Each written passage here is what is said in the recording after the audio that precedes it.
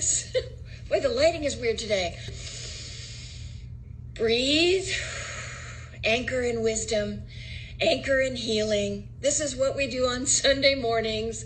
What else? Oh, I was at the farmer's market. I posted a bunch of stuff so you can be aware of all the Shakespeare that's at the farmer's market. And one of the reasons we do this, and like I said about anchoring in wisdom and anchoring in healing, is to get a more holistic approach to not only what you're putting in your body, what you're eating, what you're smelling. Oh, we need our crush and sniff moment.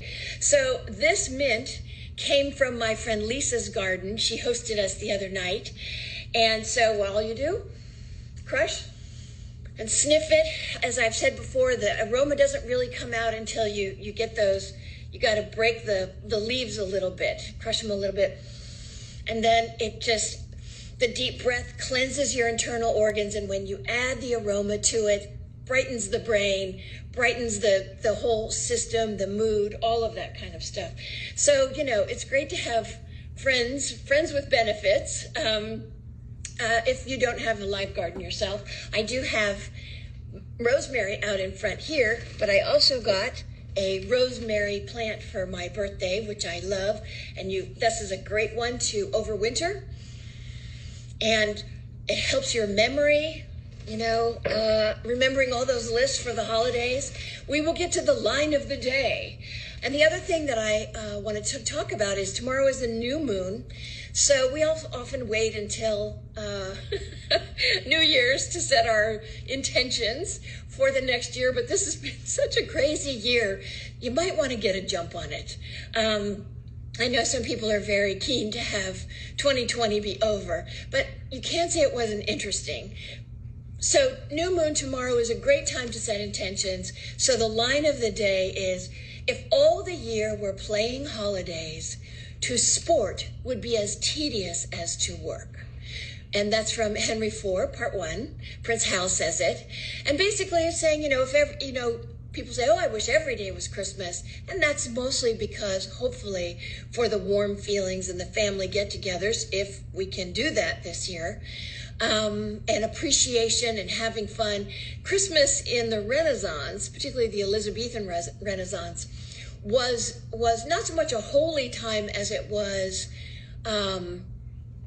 it invited in the Lord of Misrule. It was a big time party time, and people misbehaved and played jokes on each other, and sometimes they got a little out of hand, as pranks can do. So this is also, we just started Hanukkah the other night, and my friend, another Lisa, was telling us about how Hanukkah wasn't really a big deal in the Jewish calendar of holidays as it has become. Neither was Christmas. Christmas, as we know it now, really came in during Queen Victoria.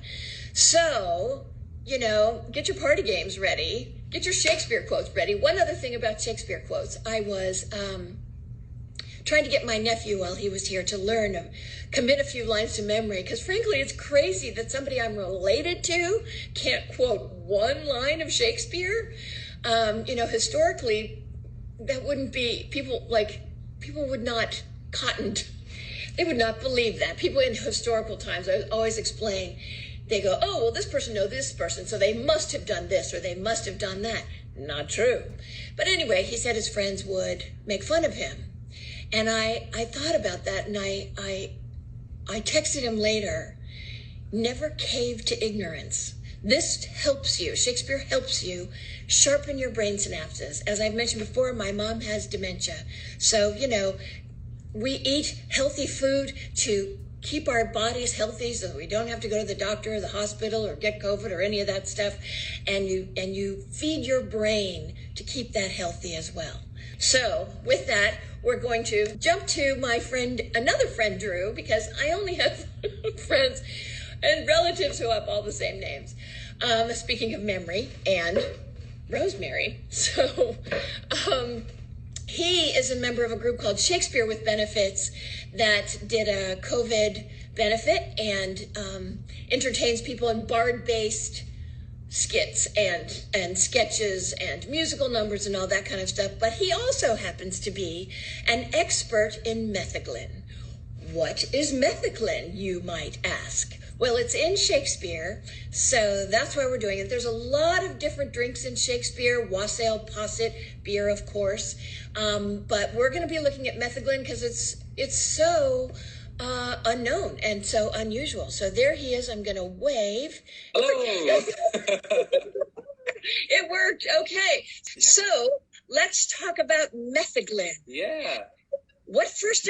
Well, I guess we should. Oh, there is some. I'm aging most of this batch for 6 months, so it gets like wine. It ages, and you got to let it sit for a while. But this is the fresh stuff, and it is drinkable. So I'm gonna taste, and I'll definitely taste the botanicals in this one.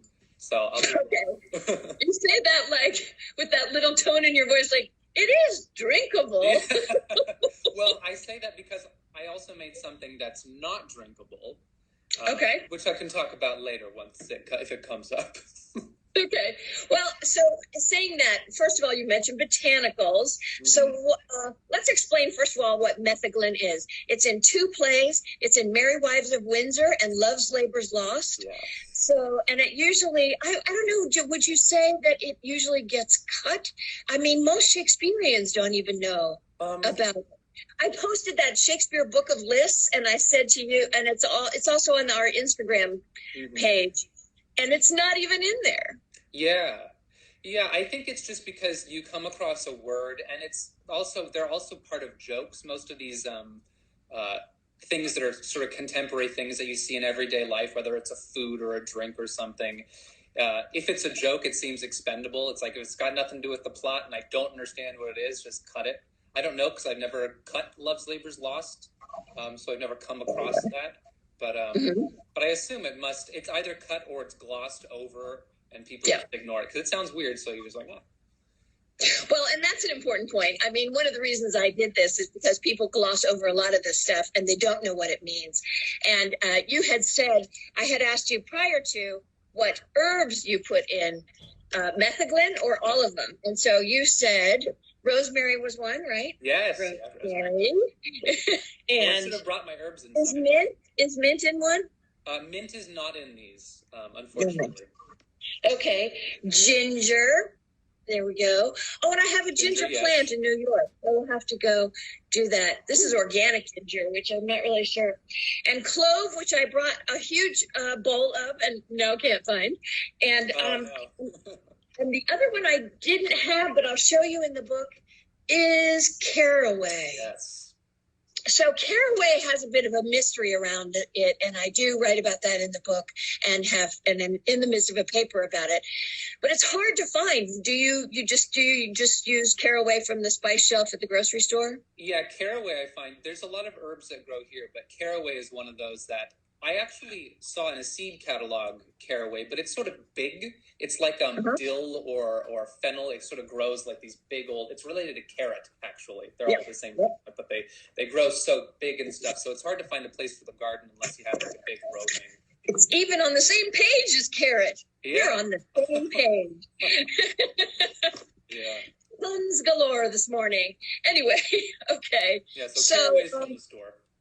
Do you just? Well, tell us how you make metheglin and what attracted you to doing this in the first place. I mean, you make there's Malmsey. Have you ever made Malmsey? No, Malmsey is a wine, and I guess I could technically. I've made certain fruit wines, but both wine and beer are a little more complicated than things like root beers and honey wines and things that are a little simple, like cottage variety, which is what I sort of do. Okay, so we're talking about cottage variety alcohol, and in the scheme of the Lord of Misrule and misbehaving in the Christmas season, cottage alcohol fits in perfectly. Yeah. So, what attracted you to start making these beverages? I think it's just because I'm a very not just visual, but like a sensual person, and so when I hear of things that are, if something is weird, I want to engage with it. And when something is old, it always feels kind of strange. Like, what the heck is metheglin? You know? Yeah. And as you look it up and this is very, and it's actually, also I think it's because it's kind of simple to make. And I thought, I've got honey, I've got water, I can get some herbs, and then I've got some thyme, not THY, I mean, but THY. I have that. Thyme. In your refrigerator. Thyme in this too. Yes. Okay. So Metheglin to me sounds like something you get in an IV drip. So, Yeah. so, and maybe if it's good enough, you'd want it in an IV drip. So you just put all the botanicals in what? Yeah. So, metheglin, the word actually means, it's Welsh. It actually comes from the word that means medicine. So it can come through an IV drip, but mostly it's best not intravenous, but just or taken orally. But it gets into your veins eventually somehow. So it doesn't ferment, but it has to sit? You said it has to wait for 6 months. That's a lot of advanced planning. Ferment. So the full process is what metheglin really is. It's, if you've heard of mead, which mead is a more sort of popular I guess more famous term, which is honey wine. It's wine when any sugar meets yeast, which either comes from the air or added as ale yeast, it ferments into alcohol. So honey's got a lot of sugar in it, and it ferments into alcohol. And metheglin basically is just a mead that is spiced with medicinal herbs or flavorful herbs, as it may be. So the process starts, you get your honey and you mix it with water, you boil it up, and that's called must. Must? Yeah, must. Interesting. Okay. It's the it's the unfermented metheglin or mead, just like in also in Love's Labor's Lost. Unfermented beer is called wort. So that is another little Love's Labor's Lost mention. And then once it cools, because you don't want to kill the yeast, you add your yeast after you've added your flavoring, your botanicals. You let it sit, and you can either take all your botanicals out, or you can leave them in while you ferment it if you want to. But it can get really bitter. So if you're going for mint, you might want to do that. But if you want just flavor, you might want to take them out and just let the aroma stay and not the bitterness. You let it ferment. For me, I did about 3 weeks. You can do 3 weeks to a month. Then you take it out because it'll get really precipitate. It'll get a lot of sort of detritus at the bottom. You strain that out, and then you age it, which is what's happening to most of my metheglin right now. So that's. And what does that do? Is it just a seeping process or a mellowing process? It is a mellowing process. So this is probably going to taste like it's going to smell and taste a little yeasty because the yeast is still, because it's still going to ferment. It's not going to ferment as much, especially if you keep it in the cold as it was during that first process. But it's still going to ever so slightly. It's just you do the same thing with any wine, which is this actually has more alcohol in it than wine because there's more sugar in honey to be fermented than there is in grapes. So. Oh, that's interesting. Okay. So, but how does this taste different than mead? Mead is just honey and they don't put botanicals in it? Yeah, basically, that's it. There's a million different types of meads you can make, and metheglin is the herbal one. If you put fruit in it, it's called a melomel. That's not in Shakespeare. No, it's not in Shakespeare. I've heard someone, I think this is a sort of a newer name, but if you use maple syrup, it's called an acerglin or an acerglin. Acer is the Latin term for maple. And there's also just different cultural ones, like there's the Czech version of mead and the Russian version of mead, and they all have different names and slightly different flavorings that are popular. Well, there's a medieval and Renaissance conference every May, except this year, of course, in Kalamazoo, Michigan, and they have a mead night, and they have, oh my God, it must be 25, 30 different meads, and that room, like when I first went, somebody goes, "You got to get in line quick and run for the one." Extremely competitive to get the mead that you want. I was wow. Anyway, so there, if you want to try a bunch of different ones, you should come to that. But anyway, so the metheglin, so we can't have this right away. Is there anything that we could make now for our Christmas holiday table and misrule behavior? Yes, you could. If you're going to do something historical, you could do what I tried to do, which is make a groot beer. And it's not, people think I'm saying root beer. People are like, "How's your root beer going?" And I said, it's not root beer. It's groot, which has a G in front of it, which is a Dutch word. So we're going from Wales now to the Netherlands, Right. which is actually beer as we know it. We say root beer and ginger beer, which is just their little fermented, bubbly, flavored juice waters, basically. But this is actually a beer which you go through a mashing process, which is you add your grain, you mash it, which is you keep it at this certain temperature for a while, which I did not do well, which is why this turned. I've never mashed something before. I've never done. Well, what does that entail? I'm picturing like Lucy and Ethel stomping around. No, it's not as fun as it. I don't actually get to smash anything up. It's actually you keep it. You put these grains in water and you keep it at a certain temperature to release the sugar, and it shouldn't go too far above or below this certain temperature. Which that's stressful. Well, yeah, if you're a space cadet like me, who's always getting distracted by details of other things, it's a challenge. And so it came out sort of tasting like kefir, because it. Oh, really? Yeah, because there is yeast has gotten in there and done some work. Some bacteria has gotten in there, done some work, but I didn't release enough sugar for a proper fermentation, like a proper beer. Mm-hmm. But a groot is also an herbal mixture because people weren't using hops in the yeast. No. Shakespeare talks a lot about barley beer. Well, not a lot, but he mentions it.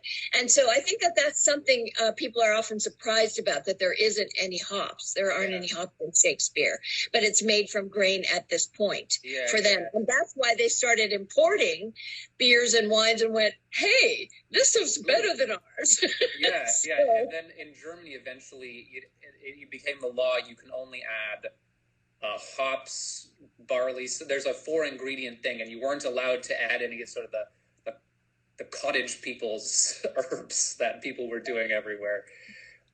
Well, okay, so we can make a groot beer. That's groot. Gruit is how you spell it. Yeah. And this is, you said, wort because it's not fermented enough. Well, no, it was wort, but so wort is sort of after you mash the beer, it's just it's basically grain tea. It's like barley water, basically. It's a Mary Poppins song. Yeah. Well, this kind of tastes just like bacteria-filled barley water, basically. Okay. Good morning and all. Yes. Is there any alcohol content in it? A little bit, but it's more like it smells like kind of like kombucha. Or like a sour beer. Oh, okay. Oh, that makes sense. Yeah. So just like Metheglin came from an initial medicinal impulse, shall we say, so did gin. Gin was Ginevra, and it was, and the only place that it might be mentioned, and I'm the only one, there's one other scholar who claims that Caliban saying that Prospero taught him to drink water with berries in it, which we think might be juniper berries. So far I've only found one other scholar who agrees with me that might be gin, but that also was supposed to be medicinal. So all of these things, like anything, like Friar Lawrence says, the rind of this infant flower has, poison and medicine power. So both things can be done for good or overindulgence. Yeah. But it sounds like in order to be a cottage alcohol or recreational beverage industry, you have to think ahead. You have to plan ahead. Yeah, well, and people, we're talking about Christmas time too. So during Advent, I think it was sort of a time of abstaining. So people would not eat meat and not drink and do stuff like that. And then when Christmas time came around, everybody, it was crazy. Like you were mentioning, that time of misrule. And nobody worked. That was the thing during Christmas time, is you didn't work. Most people didn't work from Christmas Day till the Feast of the Epiphany. There are all these festivals, and there's all these holidays. Which is 12th night. Yeah, 12th night, yeah.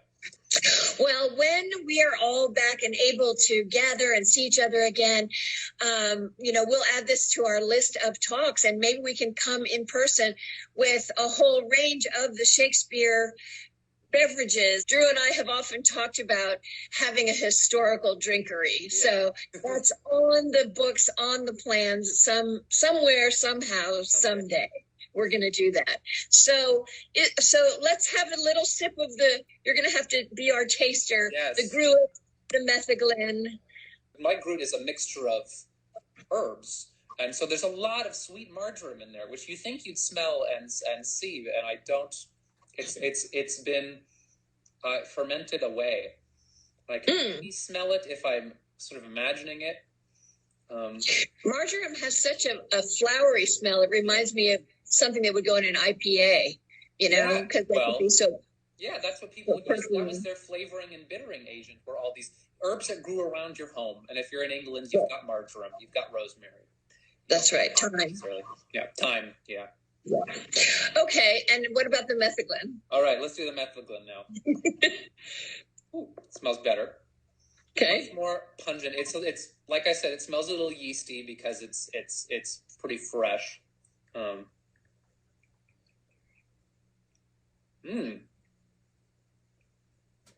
That's pretty good.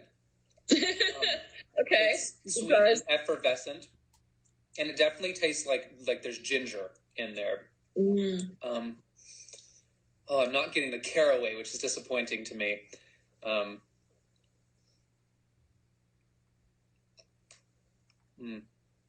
It's also like 8 a.m. right now, so bottoms up.